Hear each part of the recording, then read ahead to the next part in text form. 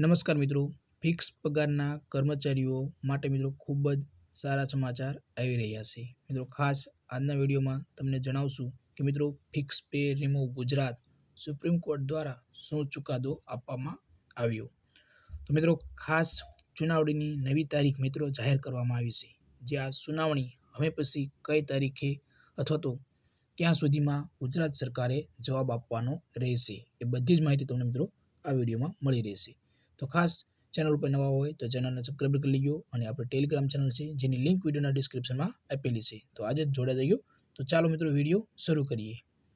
તો આ મિત્રો કેસ 2012માં શરૂઆત થઈ હતી. 2012માં આ તમે એક આપણે બતાડી દઈએ કે ડાયરી નંબર તો મિત્રો 23/4/2012 ખાસ મિત્રો હજી સુધી આ પેન્ડિંગ કેસ છે. એટલે કે મિત્રો 13 વર્ષ આ કેસના થઈ ગયા છે.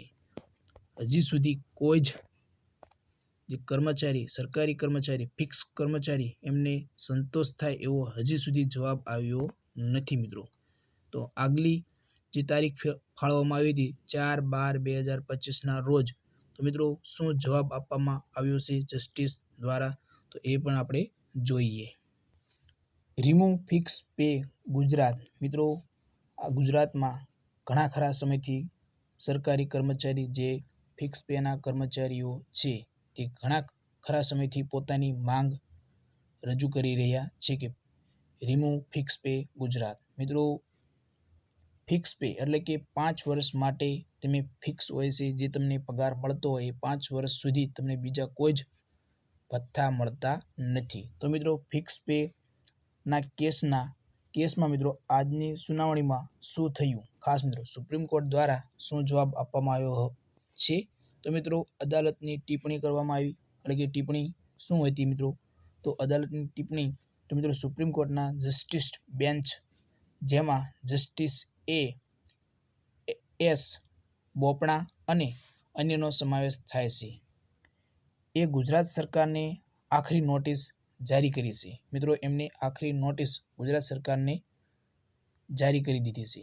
કોર્ટે કહ્યું કે ફિક્સ પે સિસ્ટમને તાત્કાલિક અમલમાં લાવવાથી મિત્રો ખાસ લાવવાથી કર્મચારીઓના અધિકારોનું ઉલ્લંઘન થાય છે અને તે ગેરબંધારણીય છે મિત્રો આવું જણાવ્યું છે.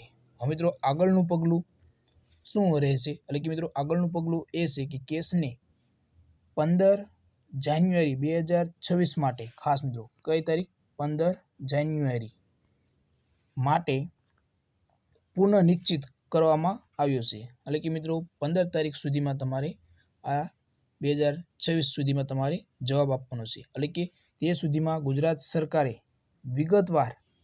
વિગતવાર જવાબ આપવો પડશે મિત્રો. જેમાં ફિક્સ પે કર્મચારીઓને નિયમિત પગાર અને પેન્શન જેવા લાભો આપવાની યોજના રજૂ કરવી પડશે. તો મિત્રો આ ખૂબ જ એક સારા સમાચાર કહેવાય કે જો આવી રીતે બને તો મિત્રો ગુજરાત સરકારને જવાબ આપવો પડશે કે પેન્શન જેવા લાભો પગાર અને બીજી અન્ય યોજનાઓ રજૂ કરવી પડશે. જેથી મિત્રો જે સરકારી કર્મચારી ફિક્સ પેમાં છે એમને થોડો ઘણો ફાયદો થાય. એટલે કે પેન્શન પગાર અને આ જે યોજનાઓ હોય છે અલગ અલગ જે ભથ્થા મળતા હોય છે તો એ બધો જ એમને વિગતવાર સરકાર દ્વારા જવાબ આપવો પડશે. તો મિત્રો જો આપણે આશા રાખીએ છીએ કે કર્મચારીઓના હિતમાં નિર્ણય આવે અને આ ફિક્સ પે નાબૂદ થાય જેથી મિત્રો સરકારી કર્મચારીઓને ખૂબ જ ફાયદો થાય. તો આપણે આશા રાખીએ છીએ કે સારામાં સારો જવાબ આવે અને સરકારી કર્મચારીઓની સંતોષ થાય એવી મિત્રો આપણે આશા રાખીએ છીએ અને નિર્ણય પણ સારો આવે. તો જય હિન્દ મિત્રો.